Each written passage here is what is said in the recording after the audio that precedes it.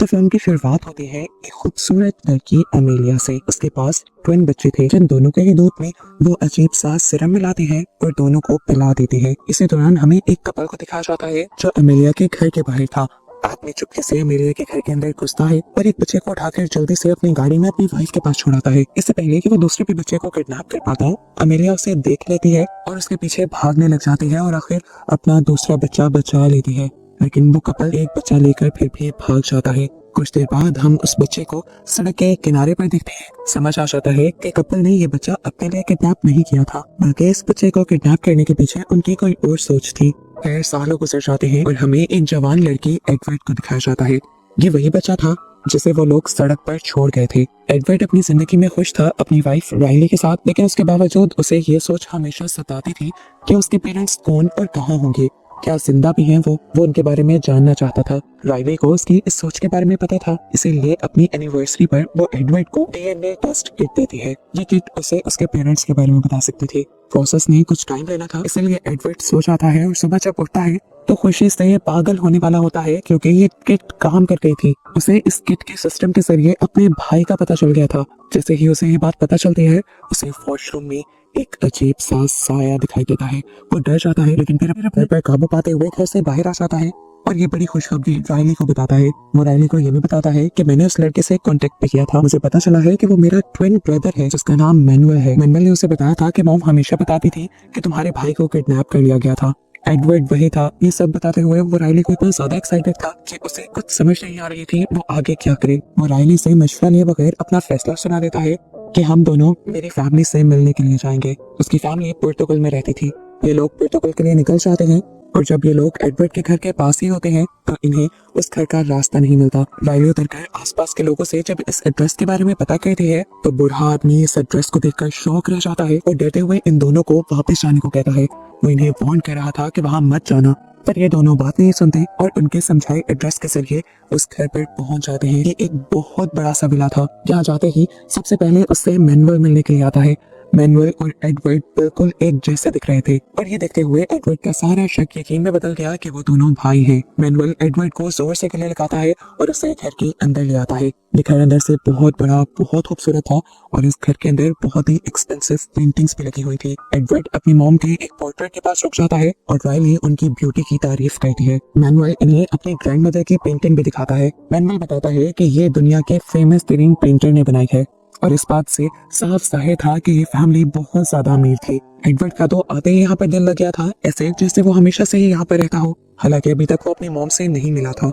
वो जब अपनी मॉम से मिलने की बात करता है तो मैनुअल कहता है अभी नहीं, अभी वो आराम कर रही है, कुछ देर बाद मैं तुम्हें उनसे मिल पाऊंगा। ये लोग आराम करने के लिए अपने रूम में चले जाते हैं और रात को एडवर्ड को बहुत ही डरावना सा ख्वाब आता है। जैसे ही राइली उसकी तरफ मुंह करती है तो राइली का चेहरा बदल कर उसके मॉम वाले पोर्ट्रेट जैसा हो जाता है। वो डर कर उठ जाता है तो पता चलता है इस टाइम उसे मैनुअल ही जगाने आया था, जो उसे कहता है आ जाओ, मॉम तुमसे मिलना चाहती है। एडवर्ड अपनी मॉम के रूम में जाता है तो शौक रह जाता है उनको देखकर, क्योंकि उनका चेहरा काफी बिगड़ चुका था। ऐसा लग रहा था कि उन्होंने पास्ट में काफी सारी सर्जरीज करवाई होंगी जिसकी वजह से वो ऐसे दिख रही है। लेकिन एडवर्ड को अपनी माँ चाहिए थी, उनका चेहरा नहीं। वो जाकर उनके पास उन्हें गले लगाकर रोने लग जाता है। हर माँ की तरह अमेलिया भी एडवर्ड से ज्यादा उसके मिलने पर खुश थी। राइली के उठने पर वो ये सारी बातें राइली को भी बताता है कि वो अपनी मॉम से मिल चुका है। मॉम बहुत ज्यादा खुश है और मैं भी। लेकिन अजीब बात है, मॉम ने बहुत सारी सर्जरीज करवाई हुई है। दोपहर में राइली जब अमेलिया के पेट्स की स्केचिंग कर रही होती है तभी अचानक एकदम से अमेलिया उसके पीछे आ जाती है और राइली डर जाती है। ये लोग बातें करते हैं और अमेलिया बताती है कि मैं भी कभी अमेरिका में ही रहा करती थी। राइली कहती है अच्छा, फिर आप लोग इस विला के अंदर कब आए? और विला का नाम सुनते ही अमेलिया टॉपिक बदल देती है। यहाँ पर अमेलिया ने राइली की खूबसूरती की तारीफ भी की थी, लेकिन उसे कुछ अजीबोगरीब बातें भी कहती थी जिसकी वजह से वो परेशान हो गई थी। रात को एक अजीब बात होती है। राइली नोटिस करती है कि मैनुअल आधे अधूरे कपड़े पहने हुए अपनी मॉम के बेड पर लेटा हुआ था और अमेरिका का भी उससे बातें करने का अंदाज काफी बदला हुआ था। राइली को क्योंकि इनकी लैंग्वेज नहीं समझ आ रही थी, इसीलिए वो उनकी बातों को ट्रांसलेट करवाती है और उसे पता चलता है कि ये दोनों बच्चे पैदा करने के बारे में बात कर रही है। अमेलिया चाहती है कि मैनुअल से उसका बच्चा हो। ये जानकर तो राइली शॉक में रह गई थी। आखिर वो ये सारी बात एडवर्ड को बताती है तो एडवर्ड उसकी बातों पर ज्यादा ध्यान नहीं देता और कहता है हमें उनकी लैंग्वेज नहीं समझ आती, जरूर गूगल ट्रांसलेटर में कोई प्रॉब्लम होगी। अगली सुबह राइली जब एक्सरसाइज कर रही होती है तब अमेलिया उसे अजीब नजरों से देखकर मुस्कुराती है और घर पर कुछ वकीलों को बुला लेती है। पता चलता है कि वो अपनी 65% प्रॉपर्टी एडवर्ड के नाम करने वाली थी। एडवर्ड इस चीज से खुश हो जाता है क्योंकि उसे लग रहा था कि उसको उसकी इनहेरिटेड प्रॉपर्टी मिल रही है, जबकि उसने पेपर्स तो पढ़े ही नहीं जिसके ऊपर लिखा हुआ था कि अमेलिया के बॉयफ्रेंड होने के तौर पर यह प्रॉपर्टी एडवर्ड को मिल रही थी। एडवर्ड पेपर्स को साइन कर देता है और अमेलिया एडवर्ड से कहती है, तुम इस बारे में राइली को बिल्कुल कुछ नहीं बताओगे। राइली को इस घर में घूमते हुए एक बॉक्स पे मिलता है जिसके अंदर इस घर की बहुत सारी फोटोग्राफ्स थी। अजीब बात यह थी कि चाहे जितनी भी पुरानी फोटो हो, लड़की का चेहरा बिल्कुल सेम था। की चीज उसे कंफ्यूज कर देती है और जब वो दिखती है कि मैनुअल उसे देख रहा है तो वो इस बॉक्स को बंद कर देती है और अपने दोस्त को कॉल करके यहाँ की सारी सिचुएशन बताती है। रात होने पर हम देखते हैं कि मैनुअल घर से बाहर खड़ा हुआ जोर जोर से अजीबोगरीब गाना गा रहा था। ये गाने से ज्यादा कोई रिचुअल लग रहा था। जबकि उसी रात हम देखते हैं कि राइली को भी अजीबोगरीब ख्वाब आए थे। उस ख्वाब में उसने इस घर में कुछ डरावनी चीज देखी थी और उसे ऐसा भी लगा था कि जैसे अमेलिया उसके सामान में से उसकी पर्सनल चीजों को टच कर रही है। और जब वो डर कर सोकर उठी तो सच में उसका सूटकेस खुला हुआ था। वो डर गई, तैयार होकर वो जॉगिंग के लिए निकली और उसने अपने फ्रेंड को कॉल की और ये सारी चीजें बताई और कहा कि मैं कल की कल ही वापस आ जाऊंगी। उसके फ्रेंड ने उसे एडवाइस की कि तुम ये बातें खोलकर एडवर्ड को बता कर आना। इस टाइम एडवर्ड भी जो उसे ढूंढने के लिए ही बाहर निकला था, उसे इस घर के बाहर एक छोटा सा चैम्बर नजर आता है। अंदर से बच्चे के रोने की आवाज आ रही थी। एडवर्ड जब अंदर गया तो अंदर उसने बूढ़े आदमियों को जंजीरों से बंधा पाया। उसने डरकर एक मरतबा आंखें बंद कर ली और दोबारा जब गौर करने की कोशिश की तो वहाँ पर वो इंसान था ही नहीं। कंफ्यूज होकर वो घर आ गया। घर आकर वो डरते हुए ये सारी बात मैनुअल को बताता है और मैनुअल अच्छे से उसकी बात समझते हुए कहता है, ये सब बातें नॉर्मल है, मुझे भी तुम्हारे ही तरह डरावने डरावने विजन्स आते हैं। क्योंकि हम ट्विंस हैं तो हो सकता है ये बीमारी भी हमें कॉमन हो, हमें बस अपनी हेलुसिनेशंस पर कंट्रोल करना आना चाहिए। ये कहते हुए वो चाय लेने चला जाता है और इस मरतबा दोनों की चाय में ही वो सीरम डाल देता है जिसे हमने मूवी के स्टार्ट में अमेलिया को इनके दूध में डालते हुए देखा था। जैसे ही एडवर्ड एक घूंट चाय पीता है, मैनुअल उसे आंखें बंद करने को कहता है और इस टाइम एकदम से उसकी आंखें सफेद पड़ जाती हैं। साफ पता चलता है कि वो अपनी किसी नेगेटिव पावर्स के जरिए एडवर्ड को डरावने विजन्स दिखा रहा था, जिसकी वजह से एडवर्ड और भी ज्यादा डर जाता है। एडवर्ड जैसे ही आंखें खुलता है तो अब उसके सामने मैनुअल की जगह राइली बैठी हुई थी, लेकिन अगले ही पल राइली दोबारा मैनुअल में बदल गई, जैसे मैनुअल कोई आम इंसान ना होकर शेप शिफ्टर हो। एडवर्ड पैनिक कर जाता है और तब मैनुअल उसे गले लगाकर कहता है, ये सब तुम्हारे हेलुसिनेशंस हैं, बस इनसे बाहर निकलने की कोशिश करो। एडवर्ड जब अपने आप को संभालने की कोशिश करता है तो दोबारा मैनुअल हंसने लग जाता है और इस बार उससे कहता है, ये हमारे अंदर की ताकतें हैं और तुम्हें इससे डरने की जरूरत नहीं है। एडवर्ड जब रूम में आता है तो राइली उससे कहती है, ये लोग मुझे काफी अजीब लग रहे हैं और मुझे लगता है कि हमें और यहाँ पर नहीं रुकना चाहिए। मैं कल को जा रही हूँ, अगर तुमने आना हो तो कल को मेरे साथ आ जाना। वो नहीं जानते थे कि इस टाइम अमेलिया उन्हें बाहर खड़ी होकर सुन रही है। राइली सुबह होने पर अभी भी कंफ्यूज थी कि क्या उसे एडवर्ड को यहाँ पर छोड़कर जाना चाहिए। वो दोबारा अपने फ्रेंड से मशवरा लेती है और फ्रेंड उससे कहती है कि तुम्हें आस पड़ोस में जाकर इन लोगों के बारे में कुछ सर्च करना चाहिए, इनके बारे में जानने की कोशिश करनी चाहिए। इसी बात को फॉलो करते हुए वो इस बड़े से घर से दूर उसी कपल के पास आते हैं जो उस दिन सब्जी बेचते हुए इन्हें उस घर जाने से रोक रहे थे। राइली जब इस लेडी से अमेलिया के बारे में पूछती है तो ये लेडी उसे अपने घर ले जाती है। उन्हें एक पिक्चर दिखाती है जिस पिक्चर के अंदर आदमी बिल्कुल एडवर्ड और मैनुअल जैसा दिख रहा था। वो बताती है कि इस आदमी के साथ मेरी बेटी की शादी हुई थी क्योंकि ये दोनों एक दूसरे से प्यार करते थे। ये दोनों भी उसी कैसल के अंदर रहते थे। मेरी बेटी ने मुझे बताया था कि अमेलिया एक विच है, एक जादूगरनी है। वो अपने आप को जवान रखने के लिए अजीबोगरीब जादू करती है। उसने बताया था कि अमेलिया अपने ही बेटों का इस्तेमाल अजीब तरीके से करती थी जिससे उसके बच्चे पैदा होते थे। अपने यहाँ पैदा होने वाली बेटियों को वो मार दिया करती थी और बेटों को बार बार अपने मकसद के लिए इस्तेमाल करती थी और जब जब उसके यहाँ बच्चा पैदा होता था वो दोबारा से जवान हो जाया करती थी। ये ऑलरेडी बताते हैं कि इस पिक्चर में जो लड़का नजर आ रहा है मेरी बेटी का हस्बैंड, वो भी दरअसल अमेलिया का ही बेटा था जिससे अमेलिया के आगे 2 बेटे पैदा हुए थे। ये मैनुअल और एडवर्ड की ही बात कर रही है। वो बताती है कि मेरी बेटी ने अपने हस्बैंड को समझाया कि ये सब कितना गलत है। उन दोनों ने अमेलिया का ये रिचुअल तोड़ने की कोशिश भी की, उसके बच्चों को किडनैप करते हुए। ये नहीं है उसी कपल की बात कर रही थी जिन्हें हमने मूवी के स्टार्ट में देखा था एडवर्ड को किडनैप करते हुए, लेकिन वो कपल पूरी तरह अपने मकसद में कामयाब नहीं हो पाया था। ये अजीब बात सुनकर राइली का दिमाग खराब हो जाता है।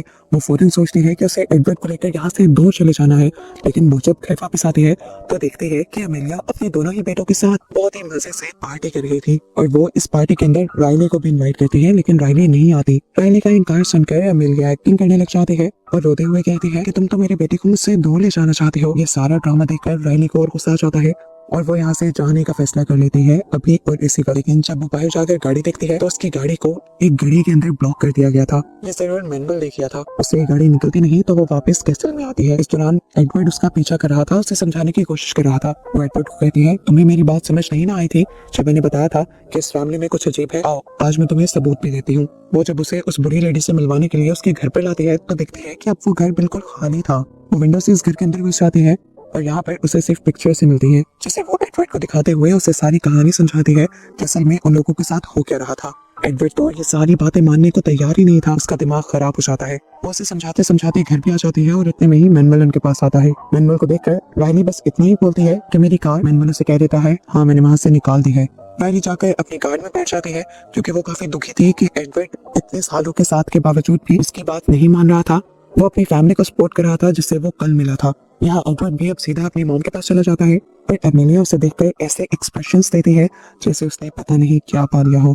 अब वो उसे चाय में एक सीरम मिला कर देती है। दूसरी तरफ एमिलिया जो कि शहर छोड़कर जाने ही वाली थी, गाड़ी स्टार्ट करते ही उसे एक मैसेज आ जाता है जो उसने एडवर्ड की फैमिली को ढूंढने के लिए एंसेस्ट्री किट यूज की थी। उस किट से राइली को ये कंफर्मेशन मैसेज मिलता है कि एमिलिया इनब्रीडिंग कर रही है, यानी अपने बच्चों के जरिए ही बच्चे पैदा कर रही है। ये जानकर वो फौरन गाड़ी से उतर जाती है और एडवर्ड को बचाने के लिए जाने ही वाली होती है कि तभी उसे पीछे से किसी की ठोकर लगने की आवाज आती है। उसने जाकर देखा ये वही आदमी था जिससे पहले एडवर्ड ने चैम्बर के अंदर देखा था और अब वो मर चुका था। राइली से पहचान गई थी कि ये मैनुअल और एडवर्ड के डैड है। इससे पहले कि वो यहाँ पर कुछ भी कहती उससे मैनुअल टकरा जाता है और पता चलता है कि वो ही इस बॉडी को ठिकाने लगाने जा रहा था। अब क्योंकि राइली ने ये सब कुछ देख लिया था इसलिए मैनुअल उसे मारने लगता है और राइली भी अपना अच्छा डिफेंस करती है और पास पड़ी चीजें उठाकर मैनुअल को मारती है। लेकिन अचानक उसके कमजोर पड़ने पर मैनुअल वहां से बचकर भाग जाता है। दूसरी तरफ घर पर हमें दिखाया जाता है कि एडवर्ड अब अपने आप को काफी कमजोर महसूस कर रहा था। वो अपने रूम में जाकर लेट जाता है और तभी उसके पास आ जाती है राइली जो उसके करीब आने लगती है। दरअसल ये राइली नहीं थी, अमेलिया ही थी जो अपनी पावर्स का इस्तेमाल करते हुए अपनी शक्ल राइली जैसी बना के एडवर्ड के करीब आ रही थी। दूसरी तरफ राइली अपने आप को बचाने के लिए जब चैम्बर के अंदर जाती है तो उसे एक और बूढ़ा आदमी दिख जाता है जिसे चैनों से बांधा गया था। ये भी अमेलिया का ही बेटा होगा। राइली से देखकर डर जाती है और इसे चैम्बर की सीढ़ियों का इस्तेमाल करते हुए किले के अंदर चली जाती है। राइली अब अपने कमरे में आई तो उसने देखा कि एडवर्ड नींद बेहोशी की हालत में बेड पर लेटा हुआ था और अमेलिया उसका फायदा उठा रही थी। आज पहली मर्तबा उसने अमेलिया का असली जिस्म देखा था। वो इंसान नहीं थी, वो सच में एक मॉन्स्टर थी जिसकी सफेद आंखें और बूढ़ा भयानक जख्मी जिस्म था। राइली अपने आप को बहुत मुश्किल से खामोश रखती है और अमेलिया के यहाँ से चले जाने के बाद एडवर्ड को यहाँ से उठाकर निकालने की कोशिश में लग जाती है। लेकिन तभी उसका सामना मैनुअल से हो जाता है जो उसे ही ढूंढ रहा था। उसने अपने हाथ में हथौड़ी पकड़ी हुई थी। एडवर्ड को नीचे लिटाकर वो मैनुअल का सर हथौड़ी से फाड़ देती है। मैनुअल भी डिस्बैलेंस होकर रेलिंग से नीचे गिर जाता है जिसके बाद दोबारा राइली एडवर्ड को लेकर यहाँ से भागने लगती है। इससे पहले कि ये लोग इस घर से निकल जाते हैं अमेलिया की नजर इन लोगों के ऊपर पड़ जाती है। वो जमीन पर गिरे हुए मैनुअल को भी देख लेती है और जोर से चिल्लाते हुए उसके पास आते हैं। उसे पता चल गया था कि राइली ने ही उसे मारा है और राइली ही एडवर्ड को लेकर यहाँ से जाने वाली है। इसलिए वो राइली को रोक लेती है और उस पर चाकू से हमला करने की कोशिश करती है। राइली इस टाइम ये देखकर हैरान थी कि कल तक जो औरत इतनी ज्यादा भयानक लग रही थी आज उसकी शक्ल एक मिनट में ही कैसे थोड़ी बेहतर हो गई थी और उसके अंदर जान तो इस तरह आ गई थी जैसे वो बुरी ना होकर पूरी जवान औरत हो। इससे पहले कि वो चाकू से हमला करके राइली को भी मार देती, यहाँ पर पीछे से वही बूढ़ा आदमी आ जाता है जो राइली से मदद मांग रहा था। वो अमेलिया को पीछे से पकड़ लेता है और राइली को इतने में मौका मिल जाता है एडवर्ड को लेकर इस हवेली से भाग जाने का।